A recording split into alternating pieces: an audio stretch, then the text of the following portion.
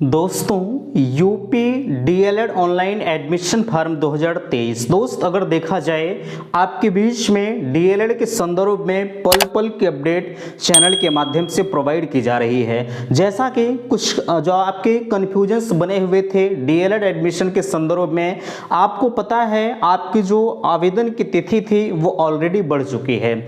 31 अगस्त तक आप रजिस्ट्रेशन कर पाएंगे। रजिस्ट्रेशन के बाद 2 सितंबर तक आपके बीच में फीस जमा करने की प्रक्रिया है और फाइनली 5 सितंबर तक जो है आप अपने आवेदन फॉर्म जो भी आपने फिलअप किया है उसके प्रिंट को आप डाउनलोड कर पाएंगे। ठीक है, तो ये प्रोसेस मैंने आपको एक बार सुबह ही प्रोवाइड कर दिया था, जो कि तमाम न्यूज़पेपर में कटिंग निकल कर आई थी। आप देख पा रहे हैं डीएलएड का क्रेज किस तरह से बढ़ा हुआ है।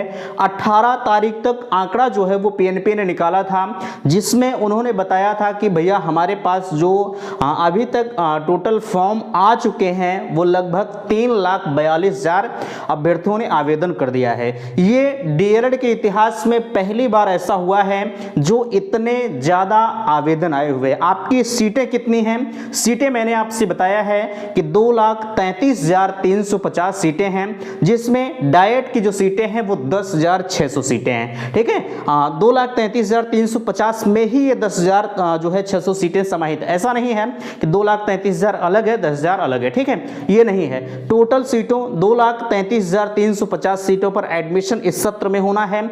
लेकिन सवाल कई तरह के उठते हैं, अभ्यर्थी लगातार परेशान हैं, हैरान हैं, जिनकी कट ऑफ जो है वो बिल्कुल लोवेस्ट है, यानी 190 195 जिनकी कट ऑफ बन रही है। भले ही वो एससी कैटेगरी से बिलोंग क्यों ना करता हो, ओबीसी कैटेगरी से बिलोंग क्यों ना करता हो, लेकिन वो अभ्यर्थी लगातार परेशान हैं आवेदन का आंकड़ा देखकर कि उनके कमेंट आ रहे हैं कि भैया हमें कॉलेज मिल जाएगा या नहीं मिल पाएगा, क्या हमारा ये साल बर्बाद चला जाएगा।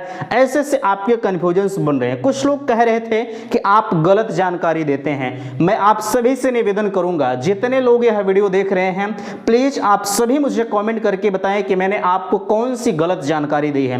मुझे तो नहीं लगता बहरहाल मैंने गलत दिया है। हाँ, इंसान मैं भी हूं, गलतियां हो सकती हैं, गलती को मैं एक्सेप्ट करता हूं, लेकिन फिर भी मैं चैलेंज करता हूं कि मैंने कोई भी जानकारी आपको गलत नहीं दी है। अगर आपको लगता है तो मुझे आप अवगत कराएं। ठीक है, बहरहाल कुछ लोग होते हैं, मैंने उनके कमेंट का रिप्लाई दिया था। कुछ लोग होते हैं जैसे होता नहीं कि लोग जलने लगते हैं, तो हो सकता है कुछ ऐसे हों। फिलहाल के लिए मैं उनकी बात नहीं करता हूं। मैंने आपसे बार बार कहा है कि जहां संख्या ज़्यादा होती है वहां पर कुछ अपवाद स्वरूप अलग तरह के लोग जुड़ जाते हैं। ठीक है, बहरहाल उनका भी मैं स्वागत करता हूँ। आपने जो भी कॉमेंट किया उससे मुझे कहीं ना कहीं सीख मिली। मैंने भी सर्च किया कि मैंने क्या गलत बताया है। जितने भी मैटर यहाँ पर मैं आपको देता हूँ मैंने सब कॉपी में लिख रखा है। ठीक है, मैंने क्या आज आपको बताया है बगल में मेरे लिखा हुआ पड़ा हुआ है। ठीक है, ऐसा नहीं कि मैं सिर्फ यही लिखता हूं, ये लिखकर मैं इरेज कर देता हूं, नहीं, जितनी चीजें मैं लिखता हूं सब मेरी कॉपी पर लिखा है। ठीक है, ऐसा नहीं है कि मैं जो है हवाई में लिख देता हूं। ये जब मैं वीडियो प्रोवाइड करता हूं वो भी मैंने कॉपी में लिख रखा है, पूरा प्रूफ मेरे पास है, मैंने क्या आपको बताया है। और जितनी चीजें यहां रहती हैं उसी पर मैं चर्चा करता हूं, बाकी अलग से आपके जो है इस मुद्दे पर चर्चा नहीं होती। बहरहाल आप समझदार हैं, आप भविष्य के भावी शिक्षक हैं, आप मुझे भी राह बता सकते हैं कि भैया आपने यहाँ गलत किया है। हर गलती मुझे स्वीकार है। बहरहाल चलिए वो चीजें छोड़िए, यहाँ देखिए अभी भी वेबसाइट नहीं चल रही है, क्या करें, समस्या बरकरार है मेरे पास। ठीक है, डायरेक्ट और प्राइवेट कॉलेज में अंतर व फीस के बारे में आप कह रहे थे। डायरेक्ट एडमिशन क्या होता है, संपूर्ण प्रक्रिया, बिना आवेदन के एडमिशन प्रक्रिया। माइनॉरिटी कॉलेज मीन्स अल्पसंख्यक कॉलेज क्या होता है, स्कॉलरशिप के बारे में संपूर्ण जानकारी, और सबसे अच्छे डाइट कॉलेज की मेरिट कितनी जा सकती है, और अब की बार कट ऑफ में कट ऑफ हाई जाना तय। और यहां मैंने संपर्क माध्यम लिखा है 9452331053। अगर आपको किसी भी प्रकार की समस्या होती है डीएलएड के संदर्भ में तो बिल्कुल आप अपनी बातों से अवगत मुझे करा सकते हैं। व्हाट्सएप ग्रुप बना हुआ है जिसकी लिंक मैंने डिस्क्रिप्शन बॉक्स में दे रखी है। अगर आपको ग्रुप को ज्वाइन करना है तो बिल्कुल आप सहस्त्र ज्वाइन कर सकते हैं। हर प्रकार की समस्याओं का निदान उस ग्रुप में किया जाता है। और भी बच्चे मौजूद हैं मेरे द्वारा रिप्लाई नहीं कर पाते हैं, तो जो लोग हैं वो भी आपके रिप्लाई का जवाब दे देते हैं, आप संतुष्ट हो जाते हैं। ठीक है, बहरहाल मुझे जहां तक लगता है कि अगर जो नहीं संतुष्ट होता अब वो मेरे पास खुद पर्सनल मैसेज करता है, और जिनके रिप्लाई देने लायक चीजें रहती हैं उनके मैं रिप्लाई को जरूर देता हूं। ठीक है, तो बहरहाल ये सभी मुद्दों पर हम चर्चा करेंगे। दोस्तों मैं हूं संजय, आप सभी का स्वागत करता हूं, अभिनंदन करता हूं आज के अपने इस वीडियो पर। मैं निवेदन करूंगा कि चैनल पर पहली बार विजिट कर रहे हैं तो प्लीज चैनल को सब्सक्राइब जरूर करेंगे। चलिए एक एक चीजों पर हम चर्चा करते हैं। मैं निवेदन फिर से करूंगा यार, अगर अभी तक आपने चैनल को नहीं सब्सक्राइब किया है तो भैया प्लीज रिक्वेस्ट है कि चैनल को सब्सक्राइब करें। सब्सक्राइब करने में आपको कुछ देना नहीं है, ठीक है, सिर्फ मेरा एक मोटिवेशन बढ़ता है कि थोड़ा सा आपको लगता है नहीं लोग मुझे चाह रहे हैं। ठीक है, आप वीडियो को लाइक नहीं करते हैं, प्लीज आप वीडियो को लाइक भी करें। चलिए देखिए यहां लिखा गया है अभी तक वेबसाइट नहीं चल रही, क्या करें। मैंने सुबह आपको एक वीडियो बनाया था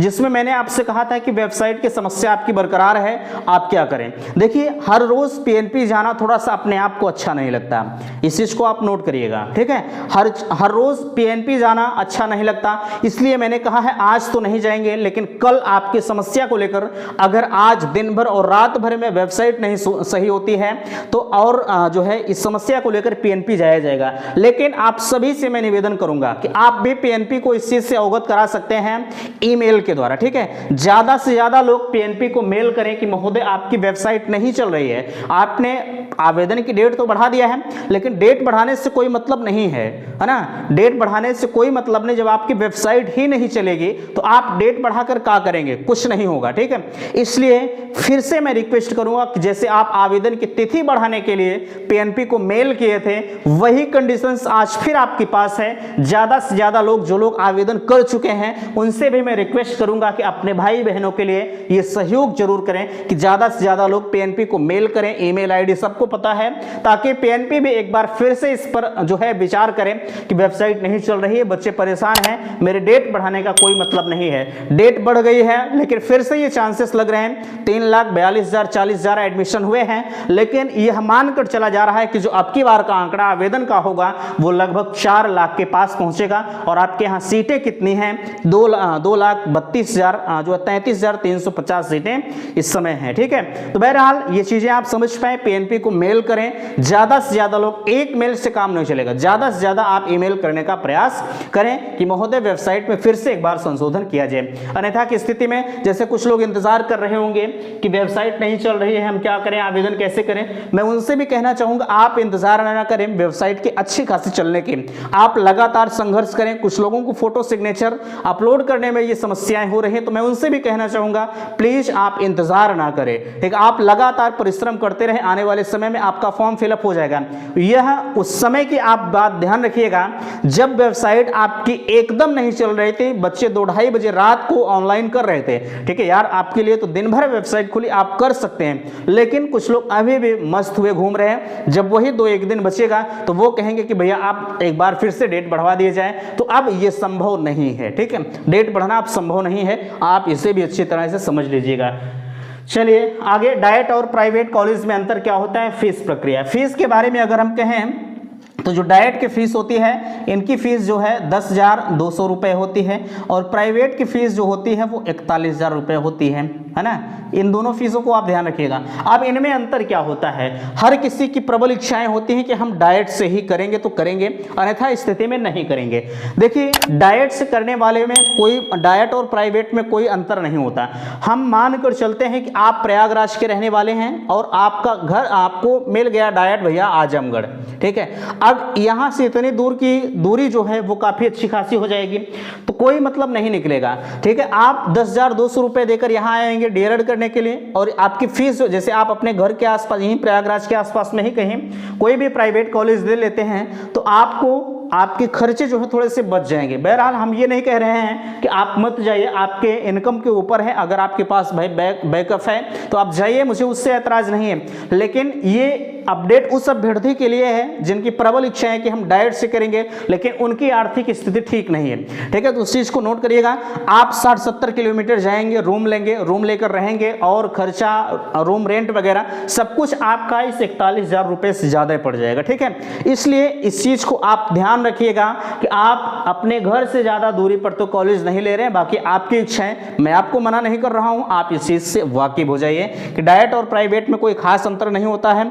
बस थोड़ा सा अंतर ये होता है कि इनकी फीसें 41,000 है, इनकी 10,200 रुपये है। बाकी ये प्राइवेट वाले थोड़ी सी और फीस बढ़ा चढ़ा कर लेते हैं, 10-5,000 रुपये, ये भी होता है। लेकिन जो है जैसे होता नहीं है कि जो डाइट से हैं वो भी टेट सुपर टेट देंगे, जो प्राइवेट से हैं वो भी टेट सुपर टेट देंगे, और जो डाइट का पेपर होता है, जो प्राइवेट का पेपर होता है, ठीक है, पेपर में किसी भी प्रकार के अंतर नहीं होंगे। आपको जो पेपर मिलेगा वही उनको भी मिलेगा, और जो उनको भी मिलेगा वही आपको भी मिलेगा, ठीक है। अंतर कुछ नहीं होता है, बस थोड़ा सा फीस का डिफरेंस होता है। जैसे बीएड वाले जो हैं उनकी स्कॉलरशिप नहीं आएगी, है ना। हम बात कर लेते हैं स्कॉलरशिप के ऊपर, ठीक है। बीएड वाले जो हैं उनकी स्कॉलरशिप नहीं आएगी, तो बीएड वाले चाहेंगे कि हम डाइट से ही कर लें, है ना, चूंकि स्कॉलरशिप नहीं आएगी, फीस कम होती है। अब एक चीज ध्यान रखिएगा, जितने भी बीएड कैंडिडेट हैं, बीएड कैंडिडेट की स्कॉलरशिप नहीं आएगी, इसे आप नोट करिएगा, ठीक है। ऐसा क्यों? क्योंकि आप टीचिंग की 2 बार डिग्रियां ले रहे हैं, आप बार बार पढ़ेंगे तो ऐसा तो नहीं कि हर बार आपकी शुल्क भरपाई होती रहेगी, नहीं, आपकी स्कॉलरशिप नहीं आएगी। चांसेस तो नहीं है, आ जाए तो बड़ी अच्छी बात है, ठीक है। मैं यह नहीं कह रहा हूं कि आपकी स्कॉलरशिप ना आए, चांस कम है, लेकिन आप सभी को स्कॉलरशिप का फॉर्म वगैरह फिलअप करना है। और एक चीज ध्यान रखिएगा, इसके लिए आपको जो है डॉक्यूमेंट चाहिए, कम से कम जो आप कैटेगरी का लाभ ले रहे हैं, जैसे एससी की हम बात करें तो जनरल आय प्रमाण पत्र, जाति प्रमाण पत्र, ये दोनों आपके पास होने कंपलसरी है। बिना इसके आप स्कॉलरशिप का फॉर्म अप्लाई नहीं कर पाएंगे। और इसी के बाद हम बात करें ओबीसी के अभ्यर्थी, ओबीसी के अभ्यर्थियों के लिए भी ये दोनों सर्टिफिकेट होने अनिवार्य है। बाकी आपका आधार से मोबाइल लिंक होना जरूरी है ना। पिछली बार यही चीजें हुआ था, जिनके आधार से मोबाइल नंबर लिंक नहीं थे उनका आवेदन नहीं हुआ और वो स्कॉलरशिप का लाभ भी नहीं ले पाएंगे। और जो आपका खाता होना चाहिए वो भी आपके आधार से लिंक होना चाहिए, ठीक है। क्योंकि आज के समय में ये देखा जा रहा है कि आप फॉर्म में कोई और खाता फिल कर रहे हैं और आपका कोई और खाता आधार से लिंक है, और जो खाता आपने फॉर्म में फिलअप किया है वो आधार से लिंक नहीं है, तो जो खाता आपके आधार से लिंक है उसी खाते में स्कॉलरशिप आ जा रही है, ठीक है। तो ये सारे प्रोसेस को आप कंप्लीट रखेंगे। और खास तौर पर मैं कहना चाहूंगा, आप आय और जाति ये दोनों सर्टिफिकेट आपके लेटेस्ट होने चाहिए। यानी अगर आप कोशिश करिए, पिछला वाला है तब भी चल जाएगा, लेकिन कोशिश करिए कि आप नया ही बनवा कर रख लें तो और भी बेहतर आपके लिए होगा, ठीक है। ये सारे प्रोसेस आप समझ गए होंगे। स्कॉलरशिप के बारे में मैंने आपसे बता दिया, बाकी और भी हाई स्कूल, इंटर, ये सारे डॉक्यूमेंट्स आपके होने चाहिए। चलिए, यहाँ डायरेक्ट एडमिशन क्या होता है, इसकी संपूर्ण प्रक्रिया देखिए। डायरेक्ट एडमिशन तब होता है जब आवेदन जब काउंसलिंग की प्रक्रिया से जो भी अभ्यर्थी जो भी सीटें बच जाती हैं उसके लिए डायरेक्ट एडमिशन कराया जाता है। हम मानकर चलते हैं कि आपका काउंसलिंग प्रक्रिया समाप्त हो गई, एक सपोज दैट की मैं बात कर रहा हूँ, ठीक है, और भी सीटें बची हुई हैं, तो जो सीटें बचती हैं उसी को भरने के लिए ये डायरेक्ट एडमिशन की प्रक्रिया जो है वो अपनाई जाती है, ठीक है। तो इसमें होता क्या है कि आप जहाँ चाहें, चाहे डाइट कॉलेज हो चाहे प्राइवेट कॉलेज हो, आप जहाँ चाहते हैं वहाँ भी एडमिशन ले सकते हैं। लेकिन अगर आप डाइट में जाते हैं, आपकी मेरिट लो है और आप डायरेक्ट एडमिशन में जा रहे हैं, तो ऐसा नहीं है, वरीयता जो है हाई मेरिट को ही दी जाएगी, ठीक है। आपका भी वहां पर डॉक्यूमेंट्स वगैरह ले लेंगे, लेकिन जब शाम को लिस्ट चस्पा की जाएगी तो वहां पर जो आपके जैसे आपसे हाई मेरिट वाले जो रहेंगे उनको ही वरीयता मिलेगा, बाकी आपको बाहर कर दिया जाएगा, ठीक है। इस चीज को आप नोट करिएगा। बाकी डायरेक्ट एडमिशन में जो फीसें यहाँ होती है सेम कंडीशंस होती है। जैसे आप डायरेक्ट एडमिशन ले रहे हैं तो जो काउंसलिंग के माध्यम से जा रहे हैं, और आप भले ही डायरेक्ट एडमिशन, लेकिन प्रोसेस आपका वही होता है, इसमें कोई भी परिवर्तन देखने को नहीं मिलता, ठीक है। ये शाम को जो भी लोग एडमिशन लिए रहते हैं पीएनपी की वेबसाइट पर अपलोड कर देते हैं कि महोदय मेरे पास आज की डेट में डायरेक्ट एडमिशन के लिए इतने बच्चे आए थे और इतने लोगों को मैंने सेलेक्ट कर लिया, ठीक है। यह चीजें भी होता है। फीस में कोई भी डिफरेंस नहीं होता है, इसे भी आप ध्यान रखिएगा, ठीक है। बस ये लोग छूट जाते हैं, जैसे होता नहीं कि आप सिर्फ डाइट की चाह में लॉक कर रहे हैं। आप, मैं मानकर चलता हूं कि आप 5 डाइट कॉलेज को लॉक कर दिए, लेकिन आपकी मेरिट जो है उस डाइट कॉलेज के लायक नहीं है, तो आपको 5 कॉलेज नहीं मिला, आपको अगले चरण की काउंसलिंग में शिफ्ट कर दिया जाएगा। और मैं मानकर चलता हूं कि आपको अगले चरण में भी नहीं मिला तो अगले चरण की काउंसलिंग में शिफ्ट कर दिया जाएगा। ऐसे से करते हुए जब आपको कोई भी कॉलेज अलॉट नहीं होता तो फाइनली आपके लिए यही डायरेक्ट एडमिशन का रास्ता बचता है, आपको डायरेक्ट एडमिशन करवाना करवाना पड़ता है। हाँ, अगर उसी में आप कोई प्राइवेट कॉलेज लॉक कर दिए तो प्राइवेट वाला आपको मिल जाता है। तब जब आपको कॉलेज मिल जाएगा तो आप डायरेक्ट एडमिशन के लिए एलिजिबल नहीं होंगे, ठीक है।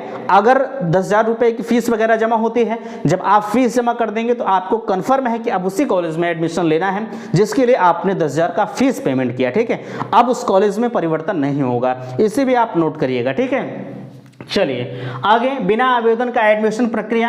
अब इन दोनों को हम आपस में साट कर बताते हैं कि बिना आवेदन का एडमिशन प्रक्रिया कैसे होती है। मैं मानकर चलता हूं कि आपका रिजल्ट अभी भी नहीं आया है ना, रिजल्ट नहीं आया है, लेकिन मैंने आपसे कहा है कि आपका रिजल्ट आवेदन की तिथि के पहले आना चाहिए।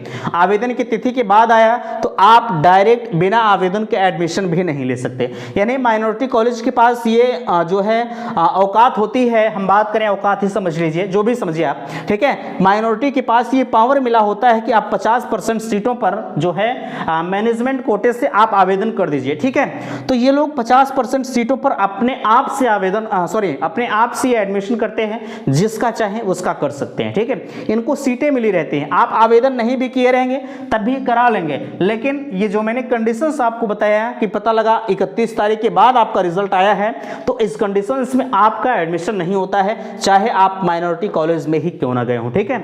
अगर आपका रिजल्ट 31 तारीख से पहले आ गया है और आपने आवेदन नहीं किया है, तब भी आपके लिए माइनॉरिटी कॉलेज में एडमिशन मिल सकता है, कोई दिक्कत आपको नहीं होगी।